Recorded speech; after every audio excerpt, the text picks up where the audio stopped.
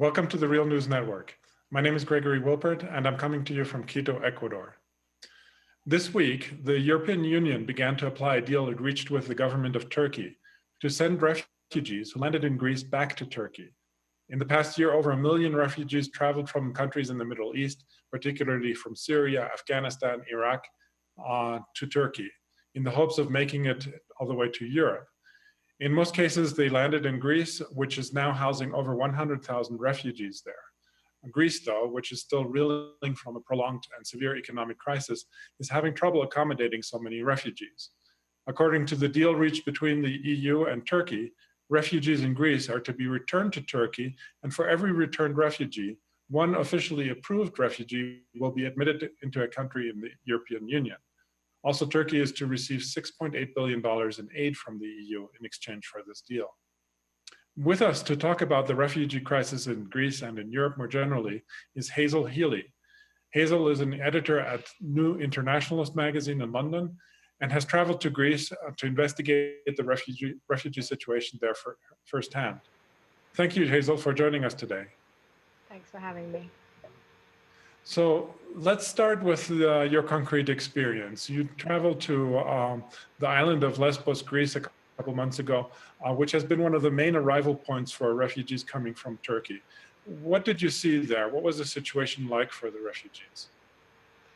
So I arrived on the 28th of October to a small tourist town called Molivos. I say town, it's more like a village.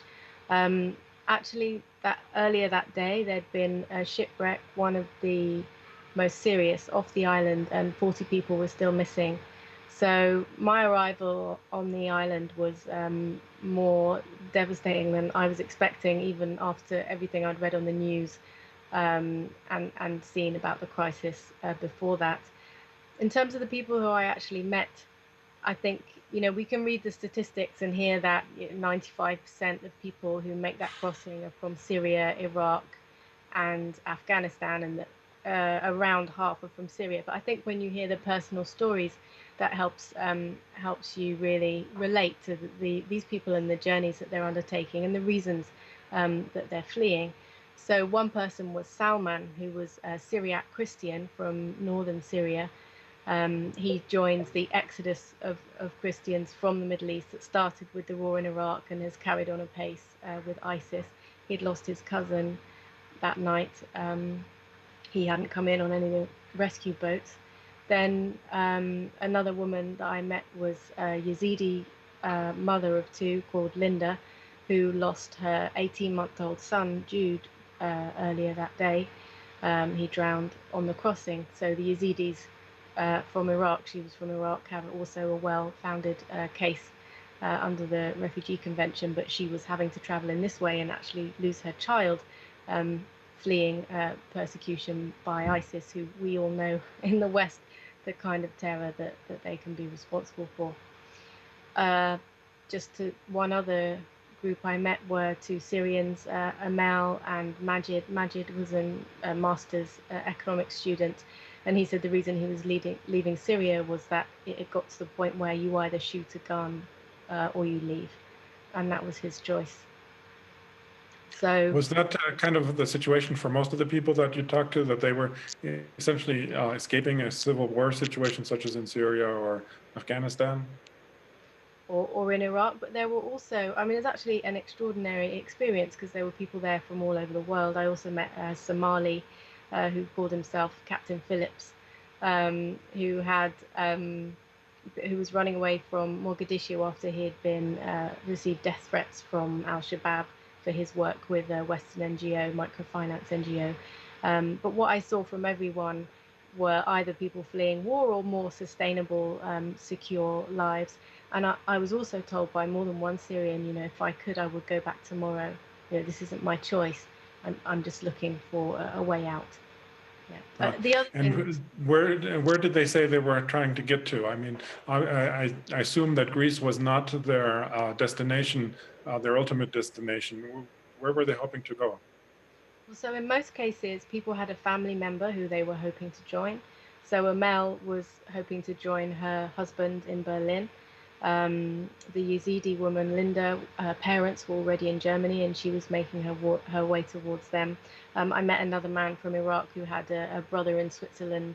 I even met an Iranian DJ who was hoping to join a cousin, I think it was, in Zurich. So a range of motivations and also contacts and reasons for choosing different countries.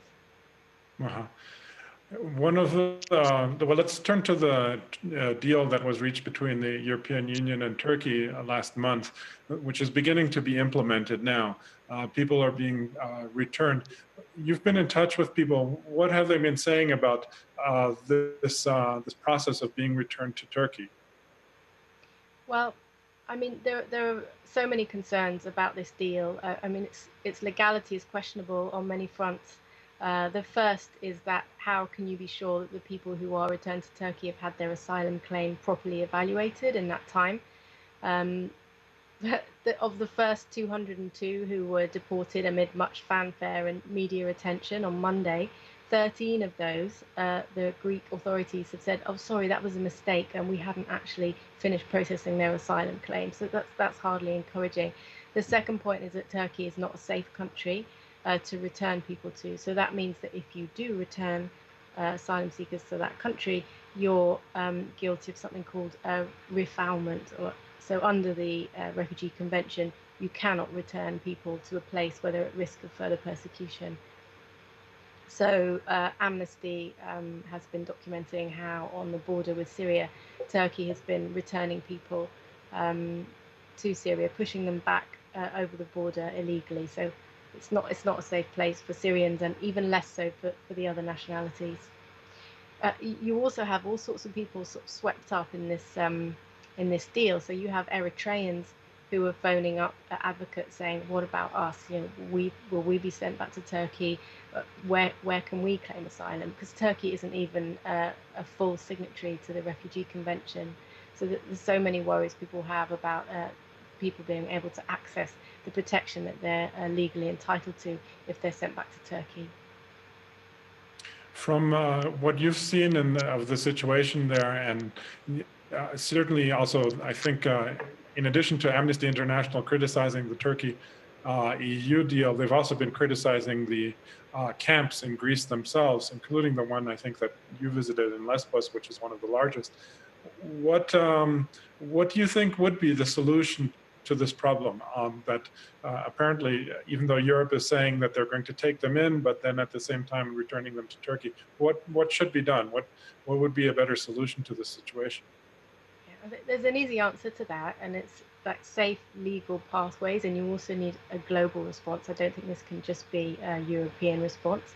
So, but if you start with Europe, if you take the resettlement program, which is the only safe legal pathway that's been offered to the refugees currently, they were offered. It was 160,000 places were sort of pledged. That was the target, and of those, 660 people, I checked this today, 660 people have been relocated within Europe, which is 0.4% of that promised total.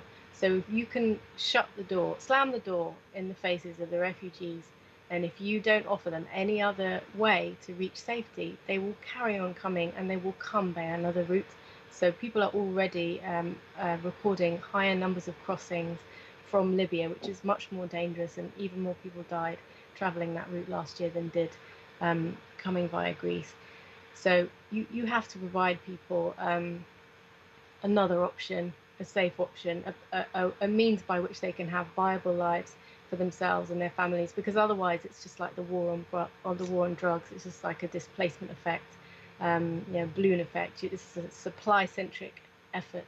You have to look at the reasons people leave, that seeking safety or sustainable lives. You need to look at the pull factors such as the labour market and the jobs in those destination countries that they're also needed for.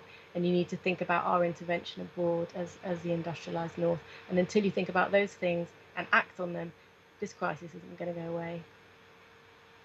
One thing that has really impressed me in reading about the situation is that practically all of the media always insist on referring to them as migrants. And what do you think about the usage of that term, given the situation that you've experienced of the people who are fleeing their countries and trying to enter Europe? It's a good question, and there's two things going on here. Firstly, there is a global displacement crisis. The Middle East and North Africa are in turmoil, and that is generating a lot of refugees, conflict refugees. At the same time, there are other people on the same sort of pathways who are brought, slightly different motivations and slightly different push factors.